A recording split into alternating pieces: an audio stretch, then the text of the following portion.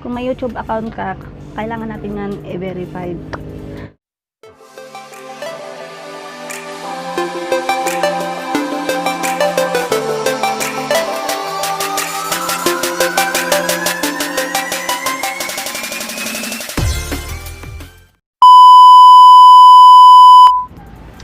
Hello everyone, it's me again, Analyn Talosa, and welcome back to my YouTube channel.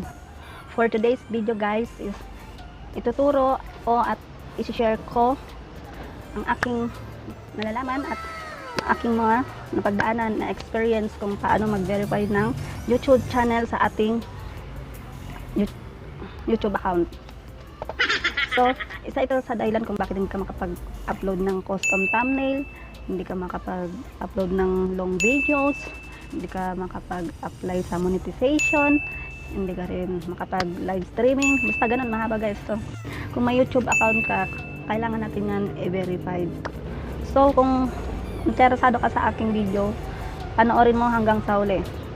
At kung bago ka lang din sa aking channel, huwag kalimutan mag-subscribe, isama mo na din ang bell notification para updated ka sa mga videos na ina-upload ko.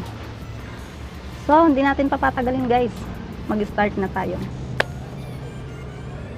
A few moments later. So, ayan guys. Andito na tayo sa ating screen. So, naka-screen record na po tayo.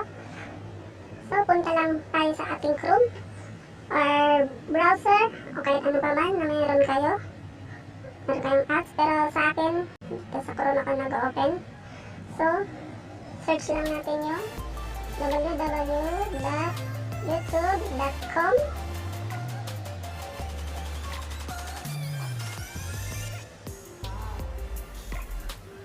So, ayan. Dito sa upper right guys, itong tatlong tundok, desktop natin siya. Kailangan naka-desktop site. So, ayan, naka-desktop na siya. Antayin lang natin. So, ayan. So, punta na tayo dito sa ating account. Your channel. Yung example ko pala guys is yung pangalawang account ko to. Hindi pa kasi na-verified. Kaya ito yung ginawa kong example. Pero yung main channel ko talaga is yung Talosa vlog. So, dito sa ating channel, punta tayo dito sa YouTube Studio. So, yan. Pakita ko muna sa inyo guys yung video na wala pang thumbnail at di pwede malagyan ng thumbnail.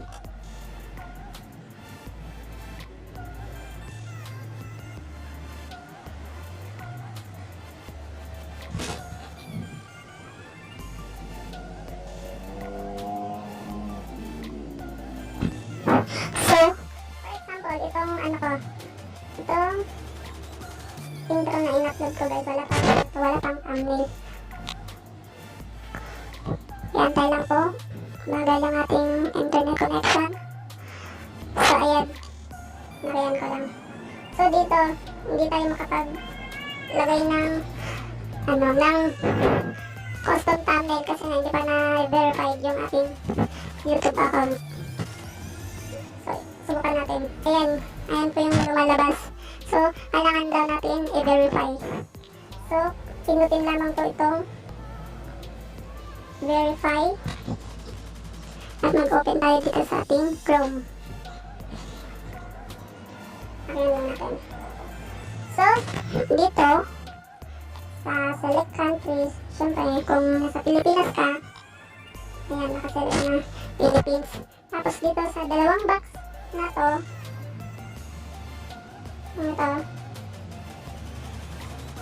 mamimili ka po dyan kung saan yung gusto mong call me with an automated voice message, text me the verification code. So, kung may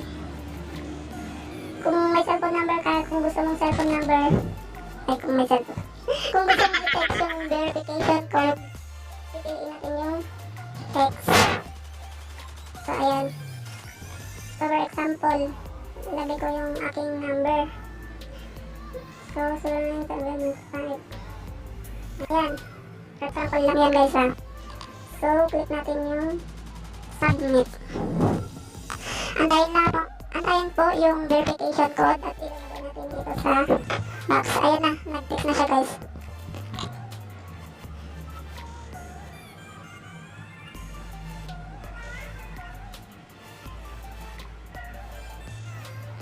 And then, pagkatapos nun is submit lang natin siya. So, ayan. May nakalagay na, congratulations, your YouTube account is now verified. So, ayan, verified na daw ang ating YouTube account guys. So, pupunta na tayo dun sa, videos kanina. Subukan natin kung pwede tayo maglagay ng custom thumbnail. So, back lang natin siya.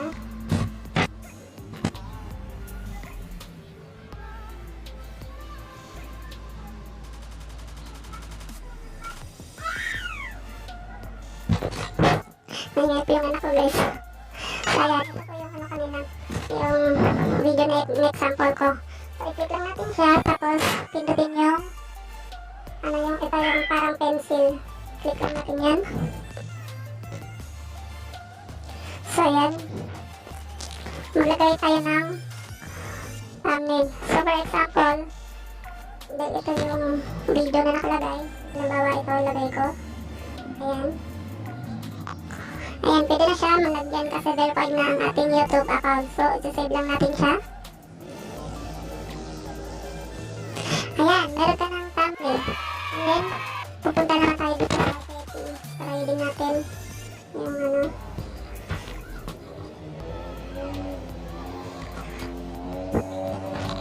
future.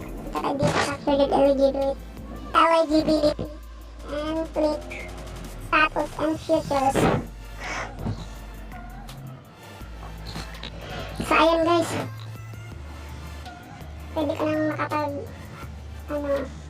makapag-upload ng mahabang video, unlisted and private video, custom thumbnail, content ID,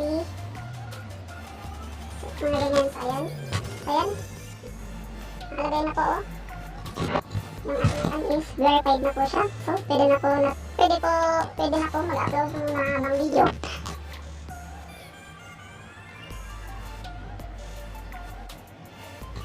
And then, punta tayo dito sa YouTube app guys. Papanoorin natin kung nakalagay ba yung ating thumbnail.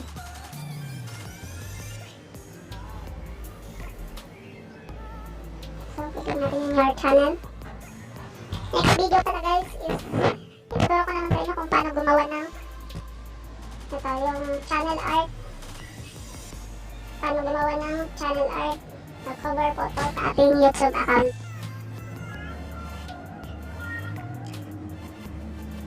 So, click lang natin siya. Wait. Ulit. Tignan natin kung nakalagay. Ayan, meron na siyang thumbnail guys. So, nakita na yung thumbnail. So, ayan guys.